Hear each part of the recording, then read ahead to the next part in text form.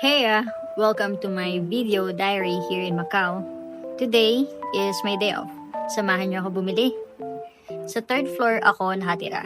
Hindi ganon kababa, di rin naman ganon kataas. Sakto lang, konting hingal paakyat. Dito sa boarding house na tinitirahan ko ay malapit sa tourist spots. Kaya mapapansin nyo madaming tao. Ang church na yan ang isa sa mga dinadayo dito. Yan ang ruins of St. Paul or Broken Church. Or sa mga Pinoy, kilala to sa tawag na putol. At yung mga nadadaanan na yan, bilihan ng mga pasalubong. Sikat yan dito. Nag-offer sila ng free taste. Kilala yan sa mga Pinoy na naghahanap ng work. Pasa resume, daan sa mga free taste, pasa uli ng resume. Isa na ako doon. Siyempre, free. Pagdating mo sa dulo, busog ka na. Iba-iba ang offer nila. May beef jerky, merong malapolvoron, candies, chips, egg tart, nuts, at marami pang iba. Marami din sa street na to ay mga pharmacy na di lang mga gamot ang meron kundi mga beauty products. Dito sa Macau, maraming shoe stores. Sobrang updated nila pagdating sa mga shoes and watch. Sa susunod, silipin natin yung mga store na yun. Ganito ang pangkaraniwang dami ng tao. Pero masiksikan kung weekends or holiday. Bagal ng usad. Ang tawag sa lugar na to ay San Malo. Dito naman banda, isa to sa parang street food nila. May mga noodles, mga tusok-tusok, pork, chicken, beef, veggies. May mga sweets din at marami pang iba. Marami ka rin makikita mga kabayan na nagiinom dito lalo na tuwing gabi. Pa-subscribe naman po sa mga guilty.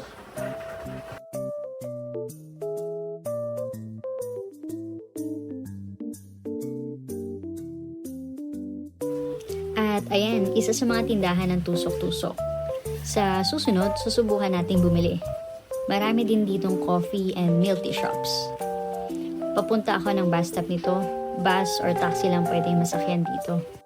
Kaya marami kang lakad na gagawin talaga. Di kagaya sa atin, paglabas mo ng bahay, may tricycle na. Kung di ka sanay sa lakaran, mapapagod ka talaga. Kaya sa mga magtutour dito, magsuot lang kayo ng comfortable na shoes or sandals para di sumakit mga paa nyo at masulit ang tour. Siyempre, wait muna tayo ng green light. Pag nahuli ka kasi dito, 600 patakas or nasa 4,000 pesos ang bayad. Malaki-laki din, sayang. Ganito ang mga parking dito. Maguhulog ka ng coins. Puro building kasi ang bahay dito. Wala silang parking na kagaya sa atin na sa mismong bahay. Ayan, malapit na tayo sa bus stop. Tatawid na lang tayo dyan. Konting tiis pa. Pero ako, kahit sa Pinas, sanay na rin ako sa malayong lakaran, sa matagal na lakaran, kahit sa pataas or maraming hagdan. Ayun, tanaw mo na yung bus stop. Sa wakas, bus stop na. Dito na din yung bus na sasakyan ko. Ayan, kailangan mo lang itap yung bus card. Pwede din namang cash, pero mas mahal ng konti. Sayang. Cut ko na lang yung biyahe kasi medyo 20 to 30 minutes din.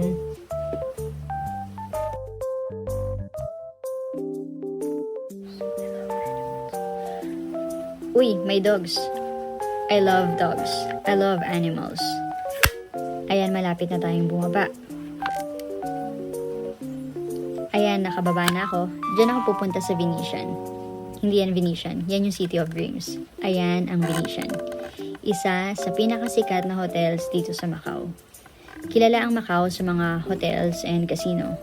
Las Vegas of Asia, sabi nga. Siyempre, maglalakad na naman. Ano pa nga ba? Okay, konting hagdan.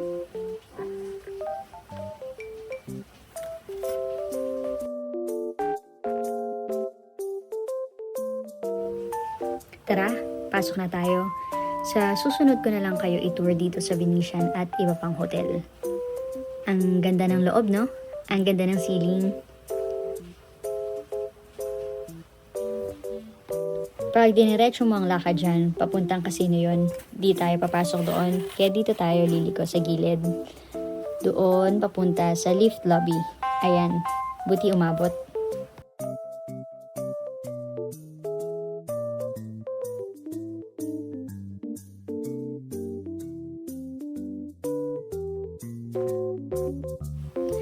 Ayan, malapit na tayo sa mall area ng hotel na to.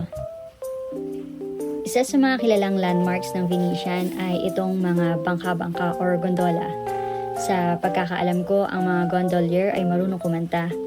May mga oras na kumakanta sila. Di ko lang alam kung may bayad or tuwing kailan or anong oras. Siguro sa susunod, tatry na lang din natin sumakay. Yang nakikita niyong ulap ay hindi totoo ah. Ang ganda no? Parang totoo. Yung unang store na pupuntahan natin ay hindi ko alam kung saan banda. Nakailang tanong pa nga ako para di na maligaw pa. You know, natatanaw ko na yung unang pupuntahan natin. Dito na tayo sa Crocs, malapit na rainy season kasi. Dahil nga puro lakad, mahirap kung laging mababasa sapatos mo. Kaya ito, bili na tayo para laging handa. Pili lang tayo ng mabilis, yung pinakamura. Pili din tayo ng Jibbitz pa tawag dito, yung pinipin sa Crocs. First time ko bumili nito at ito na, mabilis ang pili lang uli. Tara na sa susunod. Naaaliw talaga akong panoorin tong mga nagbabangka dito. Ngayon, dito naman tayo sa Nike. Wala naman talaga ako bibilin sana. Pero naisip ko bumili ng cap kasi magbabakasyon ako next month. Mainit, kaya sige, bili na lang din tayo. Yung pinakamura lang uli. Tapos, alis na tayo. May tip ako sa inyo. Pagpapasok sa store, dapat mabilisan lang para di ka matukso bumili ng iba pa. Alis ka na agad. Okay, papunta na tayo sa last stop. New Balance. Baka isipin nyo magastos ako ah. Unang bili ko pa lang ng shoes na to after 8 months of working. Pagpasok, ito na nagustuhan ko. Di ako matagal pumili ng shoes tsaka para makauwi na agad. Okay na, bayaran na natin.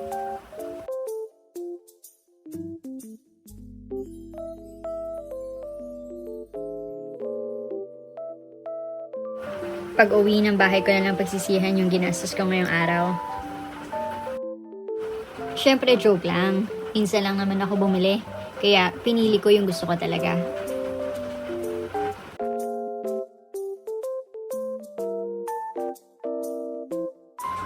Okay, let's go. Labas na tayo. Baka kung ano pa mabili ko.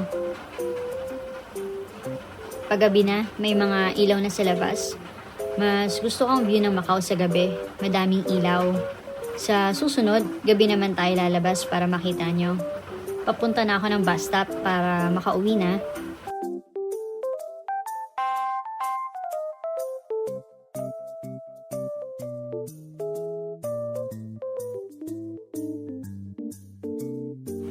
Ayun, tanaw ko na yung bus. At ayun nga, isang pataka na lang laman ng card ko. 3 patakas or 3 MOP ang bayad kada sakay ng bus. Okay, baba na tayo. Lakad na uli pa uwi.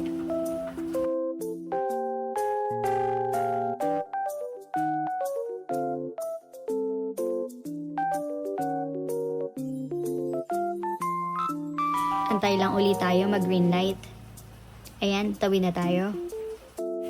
Sabi ko kanina ang tawag sa lugar na to ay San Malo. Tinatawag din siyang Senado Square. Araw or gabi, maraming tao dito. At ayun nga, nalimutan ko bumili ng lipstick kasi ubos na yung ginagamit ko sa work. Kaya daan tayo saglit dito sa Sasa. Binili ko lang yun dati para di na ako magtagal. Ayoko ng masyadong red, ayoko ng masyadong bright. Gusto ko yung parang natural lang.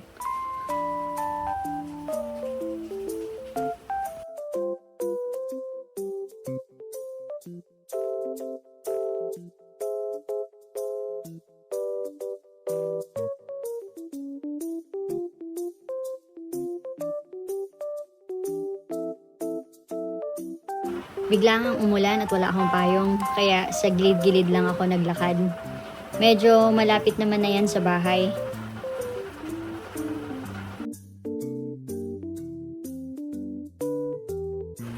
Bahay na at At nakaligo na din ako ng time na to. Naligo ako agad kasi basang-basa ako sa ulan. Ito yung binili ko, plain na gray color lang. Para simple at mura. At dahil nga excited ako ikabit yung G-Bits, baka di ako makatulog pag di ko kinabit.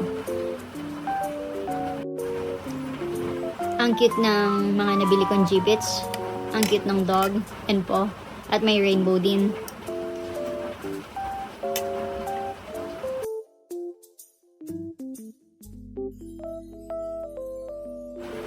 Ang hirap tanggalin ng mga plastic, kaya gumamit pa ako ng scissors dyan.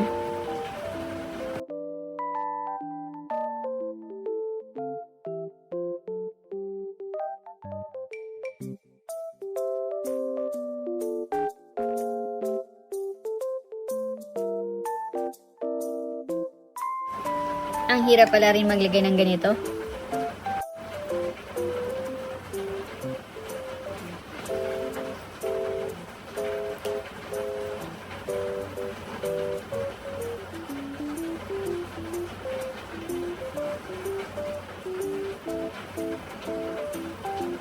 At ang hirap din mag-decide kung saan ilalagay.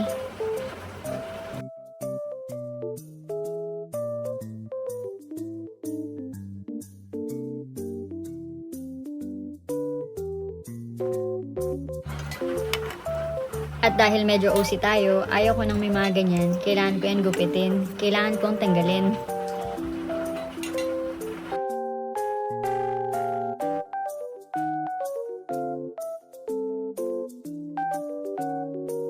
Yehey, we're done. Time to sleep. Thank you sa pagsama whole day. Good night!